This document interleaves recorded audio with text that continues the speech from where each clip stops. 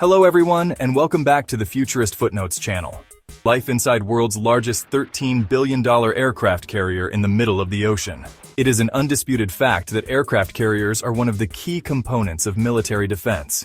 This unique vessel is more than what you might be imagining, and in this video, we will unravel every detail of the world's largest multi-billion-dollar aircraft carrier. They are enormously large and span up to 1,000 feet, which is about 3 times the size of an American football field in length, and about 250 feet in height. The aircraft carrier has numerous military hardware features, but the design also ensures it provides the comfort that the crew on the ship will need. After all, they're going to be calling this ship their home for an extended period of time. The ship features large gym areas, grocery stores, and excellent air conditioning systems, as well as specially equipped resting and sleeping areas.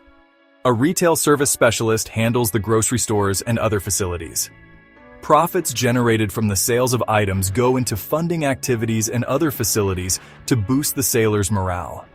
Additionally, an aircraft carrier will have many grocery stores with several dining facilities serving about 15,000 freshly prepared meals each day. While at sea, the average amount spent daily by an aircraft carrier is $65,000. The general assessment is one of the tools that keep the aircraft carrier safely operating. They often regard the aircraft carrier as a symbol of absolute naval superiority and national strength because it is the most capable offshore combat warship. The regular general assessment is essential to prevent accidents, injuries, or illnesses that could happen on board, and what they can do to lessen the likelihood of them occurring. The identification of potential dangers is crucial since it defines the subsequent course of action.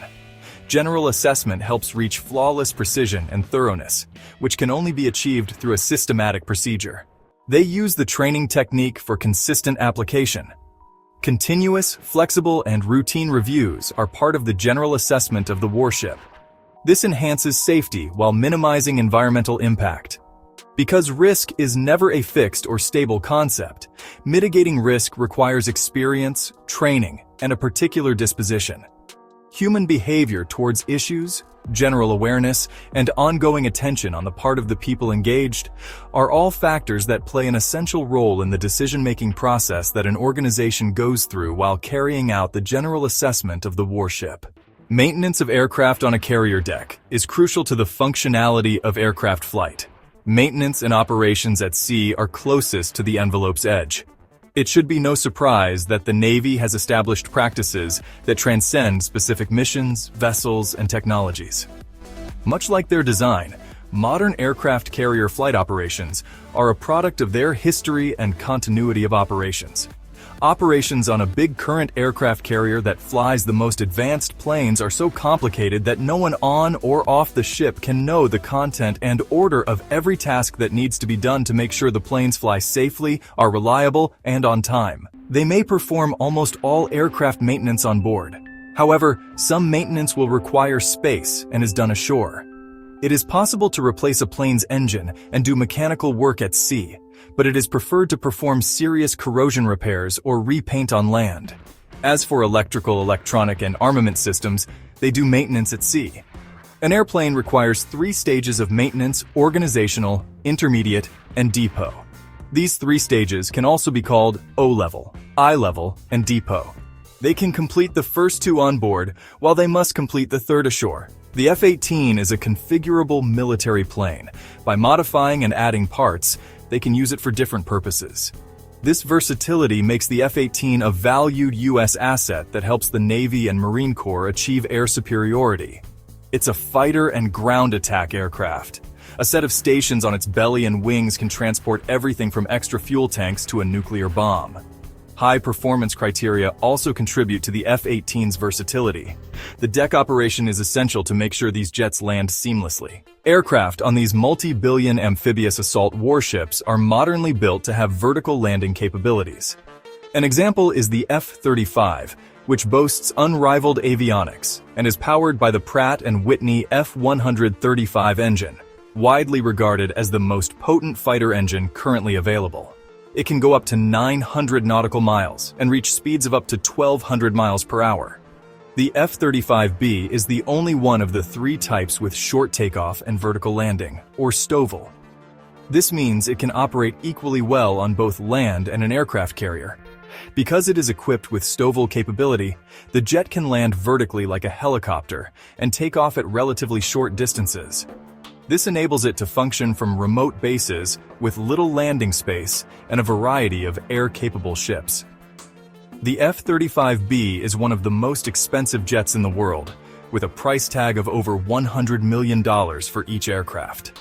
Its operations are exclusive to the United States Marine Corps. Another example of an aircraft with vertical landing capabilities is the AV-8B Harrier. The AV-8B Harrier II aircraft is one of the United States' current inventory capable of short takeoff and vertical landing.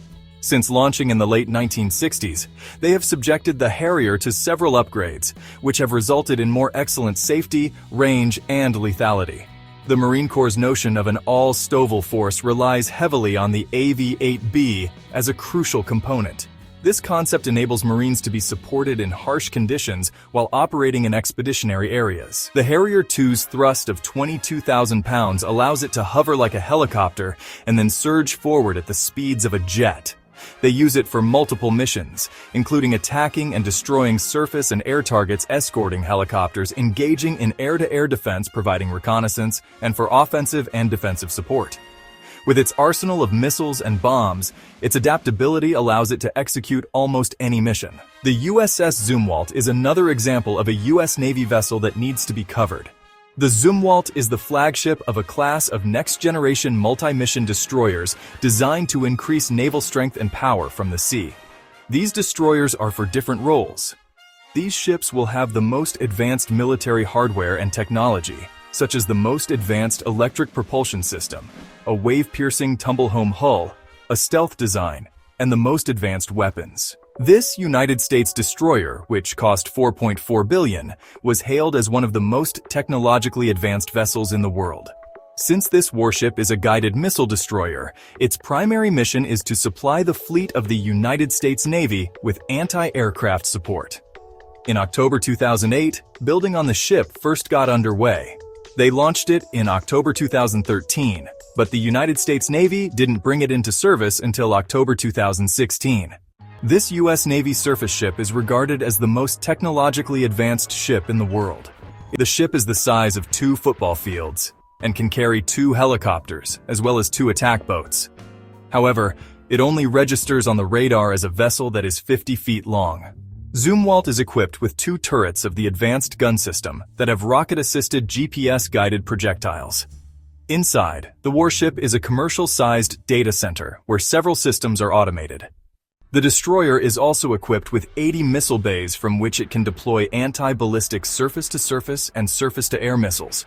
Research into future weaponry, such as railguns and lasers, is being conducted by the Navy to be used in this.